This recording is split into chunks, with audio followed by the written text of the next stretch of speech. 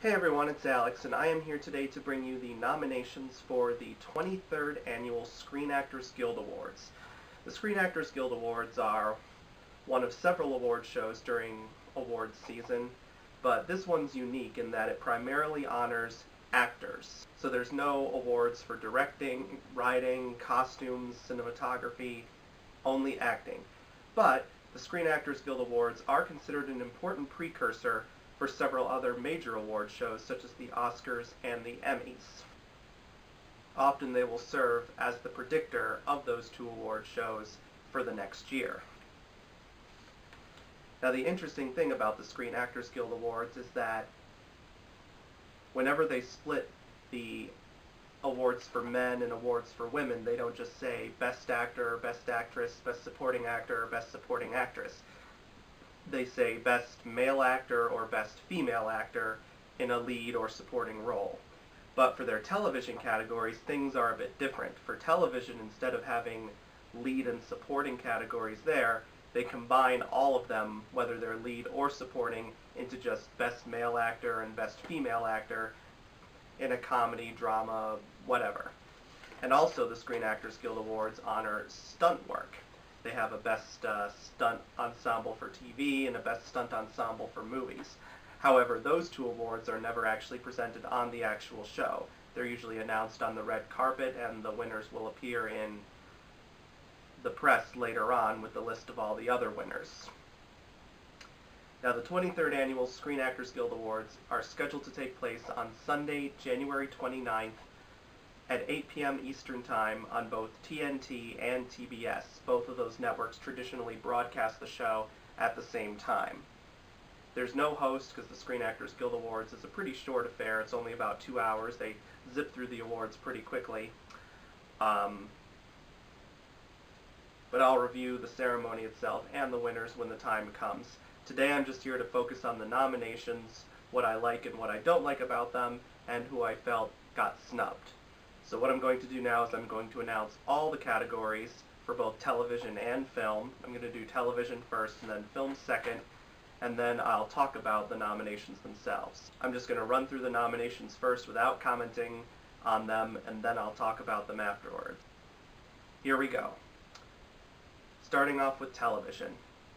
Best Male Actor in a Comedy Series. Anthony Anderson, Blackish. Titus Burgess, Unbreakable Kimmy Schmidt. Ty Burrell, Modern Family. William H. Macy, Shameless. Jeffrey Tambor, Transparent. Best Female Actor in a Comedy Series. Uzo Aduba, Orange is the New Black. Jane Fonda, Grace and Frankie. Ellie Kemper, Unbreakable Kimmy Schmidt. Julia Louis-Dreyfus, Veep. Lily Tomlin, Grace and Frankie. Best Male Actor in a Drama Series. Sterling K. Brown, This Is Us. Peter Dinklage, Game of Thrones. John Lithgow, The Crown. Rami Malek, Mr. Robot. Kevin Spacey, House of Cards. Best Female Actor in a Drama Series. Millie Bobby Brown, Stranger Things. Claire Foy, The Crown. Tandy Newton, Westworld. Winona Ryder, Stranger Things. Robin Wright, House of Cards. Best Male Actor in a Television Movie or Limited Series. Riz Ahmed, The Night Of. Sterling K. Brown, The People vs. O.J. Simpson, American Crime Story. Bryan Cranston, All the Way. John Turturro, The Night Of. Courtney B. Vance, The People vs. O.J. Simpson, American Crime Story. Best Female Actor in a Television Movie or Limited Series. Bryce Dallas Howard, Black Mirror. Felicity Huffman, American Crime. Audra McDonald, Lady Day at Emerson's Bar and Grill. Sarah Paulson, The People vs. O.J. Simpson, American Crime Story. Kerry Washington, Confirmation. Best Stunt Ensemble in a Television Series. Daredevil, Game of Thrones, Luke Cage, The Walking Dead, Westworld. Best Ensemble in a Comedy Series. The Big Bang Theory, Blackish, Modern Family, Orange is the New Black, Veep. And finally, Best Ensemble in a Drama Series: The Crown, Downton Abbey, Game of Thrones, Stranger Things, Westworld. And now for the film categories. Best Male Actor in a Supporting Role: Mahershala Ali, Moonlight; Jeff Bridges, Hell or High Water; Hugh Grant, Florence Foster Jenkins; Lucas Hedges, Manchester by the Sea; Dev Patel, Lion.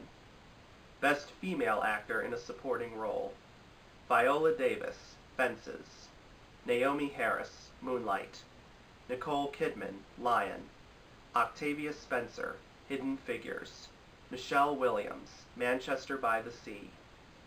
Best Male Actor in a Leading Role: Casey Affleck, Manchester by the Sea; Andrew Garfield, Hacksaw Ridge; Ryan Gosling, La La Land; Viggo Mortensen, Captain Fantastic; Denzel Washington, Fences.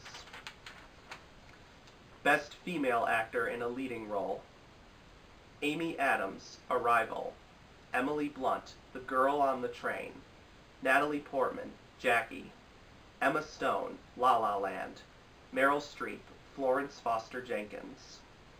Best Stunt Ensemble of a Motion Picture: Captain America Civil War; Doctor Strange; Hacksaw Ridge; Jason Bourne; Nocturnal Animals.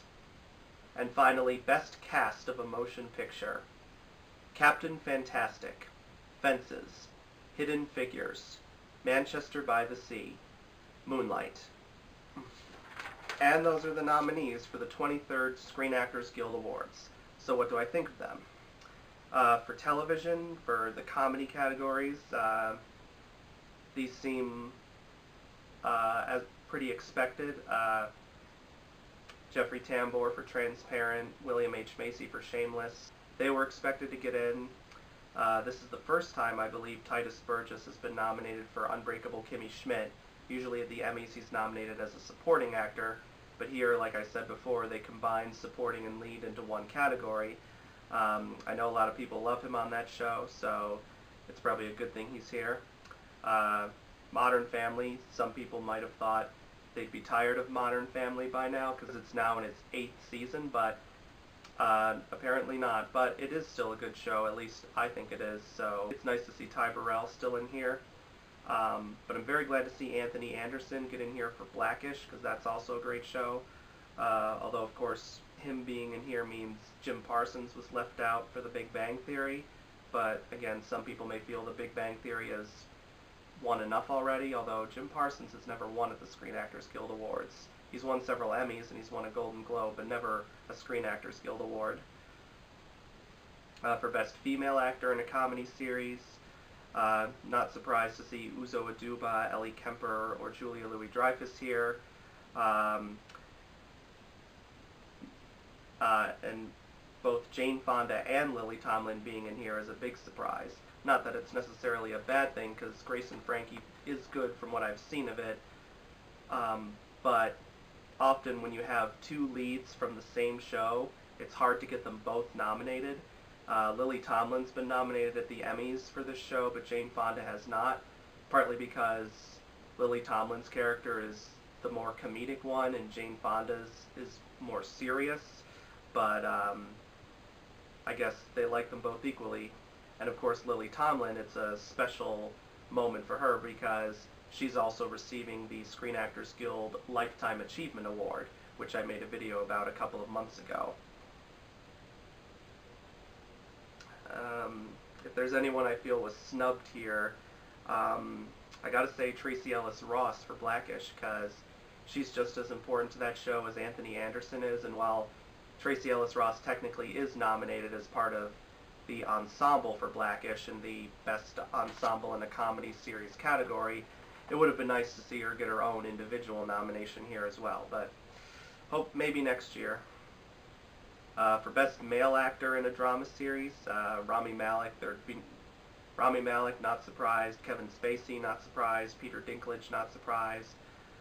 Sterling K. Brown, very glad to see him in here.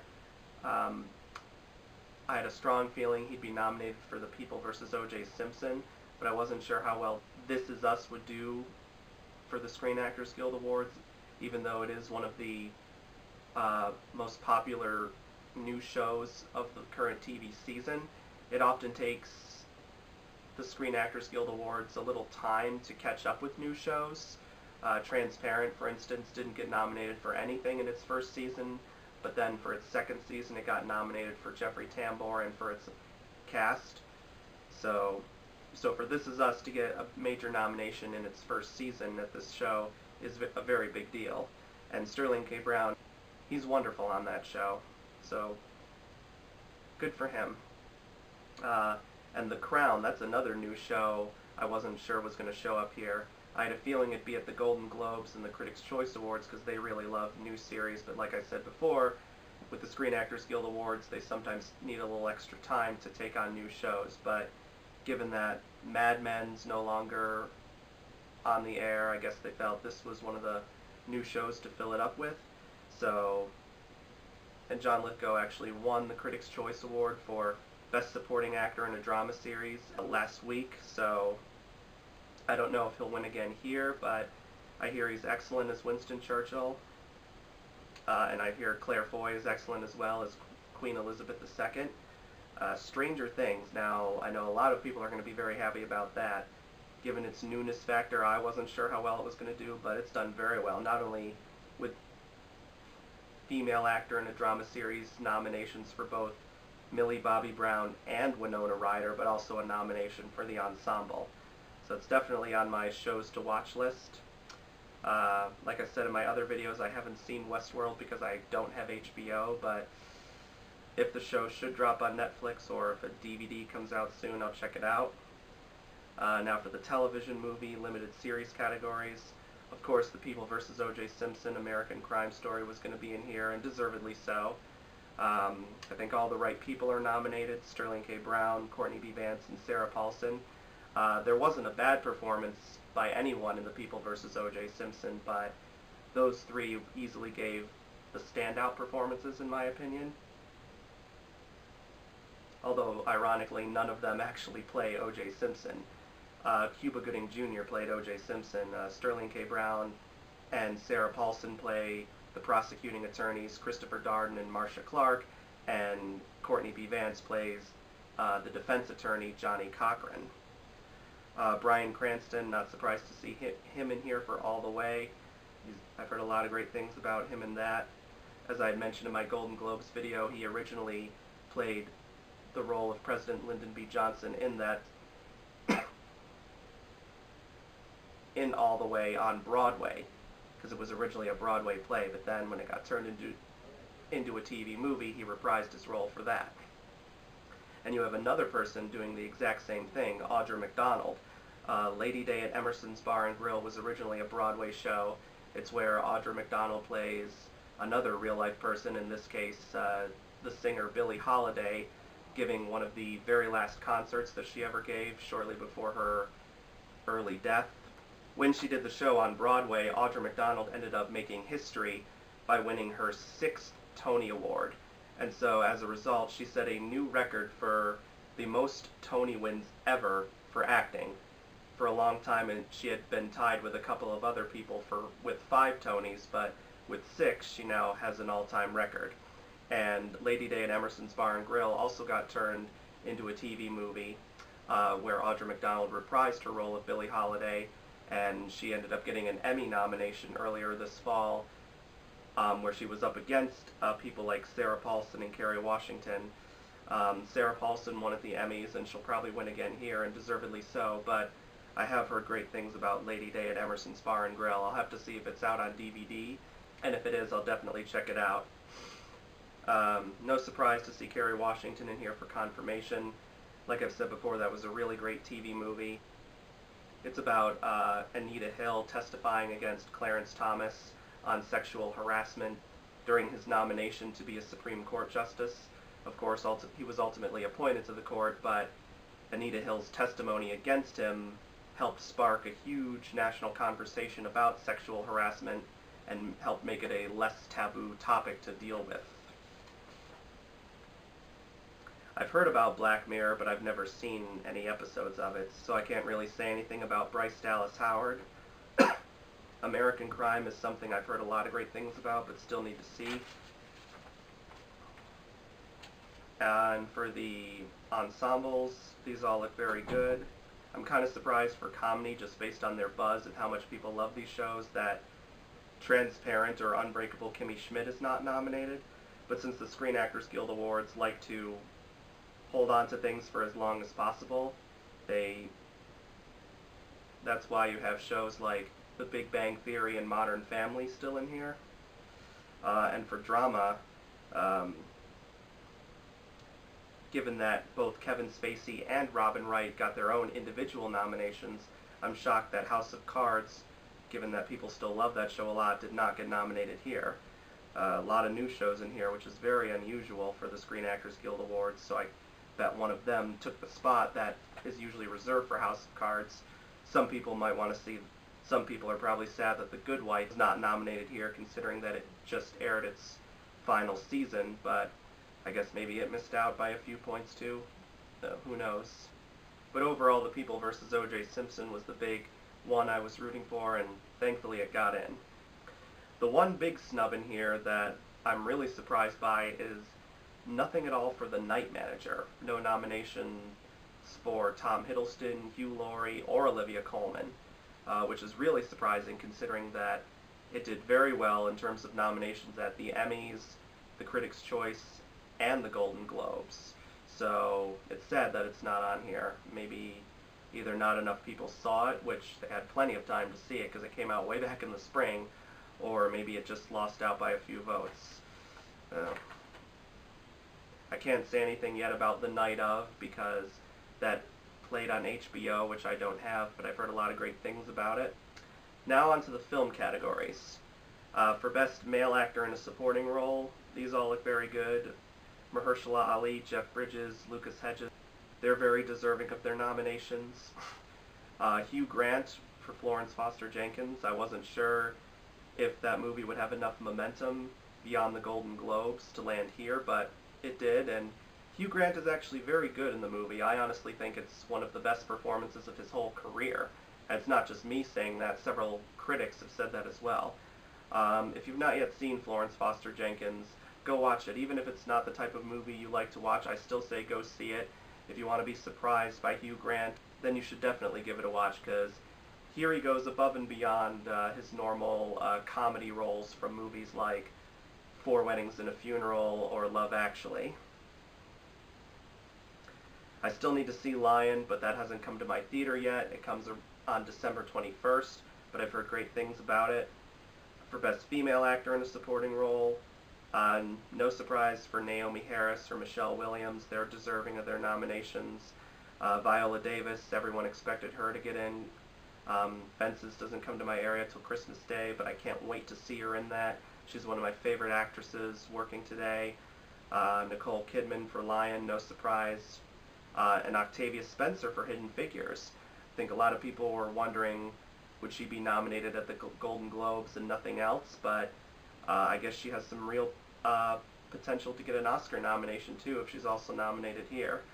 So, and of course Octavia Spencer is well known to many voters for both the Screen Actors Guild Awards and the Oscars and everywhere else, because she won every award possible every award there is for her performance in The Help back in 2011. For Best Male Actor in a Leading Role, no surprise to see Casey Affleck, Ryan Gosling, or Denzel Washington nominated here. Looks like Andrew Garfield really will have some staying power with Hacksaw Ridge. I think a lot of people expected it to get in at least the Golden Globe Awards, but considering that he was also nominated at the Critics' Choice Awards and the Screen Actors Guild Awards, it'll be very interesting to see what happens with the BAFTAs and the Oscars. And in Garfield's case, it'll be even more interesting to watch because he has not one but two major films in contention this year. Hacksaw Ridge, of course, and then Silence, the new Martin Scorsese film. And in both of those movies, Andrew Garfield is the lead role, so it's not like he can be nominated as a lead in one film and a supporting in another. We could very well end up seeing Andrew Garfield be nominated at the Oscars, but for Silence instead. Now, Silence has not yet shown up at any award show. It wasn't at the Critics' Choice, it wasn't at the Golden Globes, it wasn't here, but that could probably be due to the fact that they only just started screening the movie for critics and for like Oscar voters during the nomination process for these other award shows, so maybe not enough people saw it in time. But as I said in my Golden Globes video, just because a film doesn't show up at one award show doesn't mean it won't show up at the Oscars. True Grit got no Golden Globe nominations, but it still showed up at the Screen Actors Guild Awards, the BAFTAs, the Oscars. American Sniper didn't show up at the Golden Globes or the Screen Actors Guild Awards, but it was a big player at the Oscars, so don't count Silence out of the awards conversation just yet. Given that it's a Martin Scorsese movie and that he's considered one of the greatest directors of all time, I have a very strong feeling that Oscar voters will pay a lot of attention to it. I don't see them ignoring this. But probably the biggest surprise of all here, but in a good way, is Viggo Mortensen for Captain Fantastic. Because that was a film that, while critically acclaimed and seen by cinephiles like myself, it did fly under the radar, partly because it came out in the summer, and when independent films come out in the summer, it's not easy for them to maintain staying power just because they're buried under so many blockbusters, particularly in months like June or July. In August, it's a little bit easier because August is kind of a wasteland month. You'll have like one or two big blockbusters like Suicide Squad, but then there's not really much else. But Hell or High Water, that came out in August, and probably because there wasn't too much of anything else out there, and because it was the most critically acclaimed film of that month, it had some staying power and even got into the top 10 at the box office. But Captain Fantastic was an excellent movie, and it shows Viggo Mortensen playing this very complex man who raises his children in the wilderness, and in many ways he's very proud of his decision to do that, but then he's forced to confront the reality of doing that and really look at whether that was more beneficial just for him or for his kids. But considering that he's been nominated now here and at the Golden Globes, this could be like that one under-the-radar performance that surprises everyone and then stays around up until the Oscars. Last year it was Bryan Cranston for Trumbo, so whether or not Viggo Mortensen will be able to follow in Bryan Cranston's path remains to be seen, but anyone who's seen Captain Fantastic like I have knows that Viggo Mortensen's performance is excellent and does deserve consideration. Will he win? Probably not, but it's just good to see that awards voters have not forgotten about this film. And Denzel Washington for Fences, no surprise there. For Best Female Actor in a Leading Role, no surprise with Amy Adams, Natalie Portman, or Emma Stone. Like I said earlier about Hugh Grant, I wasn't sure if Florence Foster Jenkins would be well remembered by awards time, but it has. And Meryl Streep, of course, is one of the greatest actresses of all time. And her performance is the best thing about Florence Foster Jenkins, because in this one, Meryl Streep had to do a complete opposite of who she really is, because Florence Foster Jenkins tells the true story of this socialite woman in New York City during World War II who's a very big supporter of the arts. You know, she donates a lot of money to the arts, but ever since she was a little girl, she wanted to be an opera singer, but the only problem is she has one of the absolute worst singing voices you will ever hear in your life. Like, it's so bad that it's just hilarious. And there are several scenes where people are actually hearing her sing, and they just laugh hysterically just because they can't believe somebody can sing like that. But she decides she's going to use her money to create a concert for herself at Carnegie Hall, and then that's where things go crazy. But in real life, though, Meryl Streep is a fantastic singer. She's even been in several movie musicals like Mamma Mia and Into the Woods, where she did her own singing. In Into the Woods, I thought she was excellent, because the character of the witch in Into the Woods has been played by many great actresses when it was done on stage, like Bernadette Peters and Vanessa Williams. So Meryl Streep had some big shoes to fill there, but I thought she did a marvelous job. But with Florence Foster Jenkins, Meryl Streep had to learn how to sing so horribly that it was funny, but she pulled it off magnificently. So, will she be nominated at the Oscars? I don't know, but we'll see. There's now a very good chance she could be. The big surprise here, one that nobody saw coming at all, was Emily Blunt in The Girl on the Train. The Girl on the Train was adapted from a very popular best-selling novel, and it's about a woman who decides to investigate this disappearance of another woman. That's really all I can say, because if I go into any more detail, I'll give away major spoilers. Now, admittedly, the movie did not really do too well with critics, and many people just dismissed it as a Gone Girl ripoff. But I personally like the movie, and yes, there are some plot similarities to Gone Girl, but there are a lot of differences. But in terms of the movie itself, while critics didn't necessarily like the structure of the movie, many of them did praise Emily Blunt's performance, and I really liked her performance too.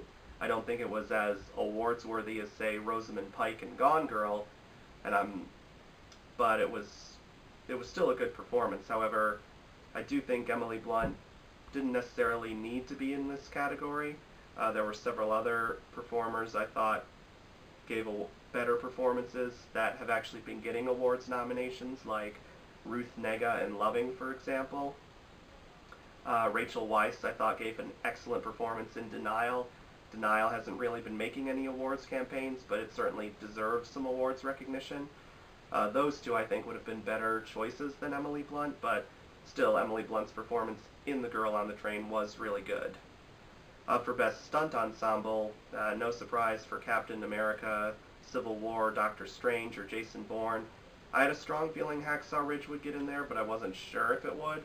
But I'm very glad to see that in here, because the battle scenes in that movie are just incredible. The big surprise here, but it's not necessarily a bad one, is Nocturnal Animals. There are some big fights in it, but it's not necessarily a stunt-heavy movie. But that's not to discredit it or anything. There's another movie I would have liked to seen in here that wasn't very stunt-heavy. It has a lot of quiet moments, but when the action takes place, it's very intense, and that's Hell or High Water. That personally would have been my choice for the 5th nominee, but at least Hell or High Water got a nomination for Jeff Bridges.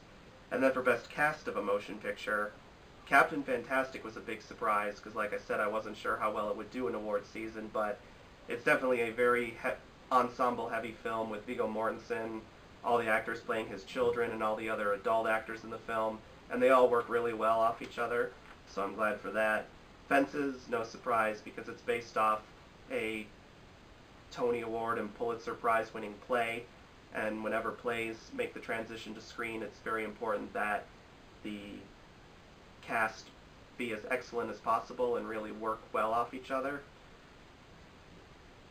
Hidden Figures, I'm not surprised to see in here, because it's a very timely movie, and it has a lot of who's who in Hollywood, like Taraji P. Henson, Octavia Spencer, Janelle Monáe, although she's more known for being a singer than an actress, Jim Parsons, Kirsten Dunst, Kevin Costner. So it's a very star-heavy cast, but I don't think it's in there just because of those stars. I do think Hidden Figures is a very timely movie because it tells the story that most people don't know about these 3 African-American female mathematicians who played a crucial role in NASA's space program, particularly with the mission to put John Glenn into orbit. And of course, the real John Glenn just recently passed away at the age of 95. Manchester by the Sea, not surprised to see that in here, and I'm not surprised to see Moonlight either. The one movie that I think everyone was expecting to see in here, but it didn't make the cut, was La La Land, because La La Land is considered the Best Picture frontrunner right now at the Oscars. I have not seen La La Land, so my theory as to why it's not in here is that while there are a lot of actors in the film, it mostly centers on Ryan Gosling and Emma Stone, and the Screen Actors Guild Awards like to nominate films where all the cast members have to interact with each other, or where all the cast members are equally crucial to telling the story. So, but just because La La Land didn't make this category doesn't mean its awards chances are dim by any means, not in the slightest. So overall, I think these nominations are really good. Just a few disappointments, like no Tracee Ellis Ross for Blackish. Nothing at All for The Night Manager, and it stars Tom Hiddleston, Hugh Laurie, and Olivia Colman. Nothing for Rachel Weisz or Ruth Negga. And also, I'm surprised, and nothing at all for Silence either. Granted, I haven't seen Silence, but I would have hoped enough Screen Actors Guild voters would have seen it before these nominations came out, but we'll see what happens with the BAFTAs and the Oscars. But overall, I like a lot of these nominations, and I can't wait to see who wins. So thank you guys so much for watching this, and please subscribe to my channel if you've not yet already done so. Comment in the comment section about what you like and don't like about these nominations and who you feel was left out, and I will see you guys next time. Bye!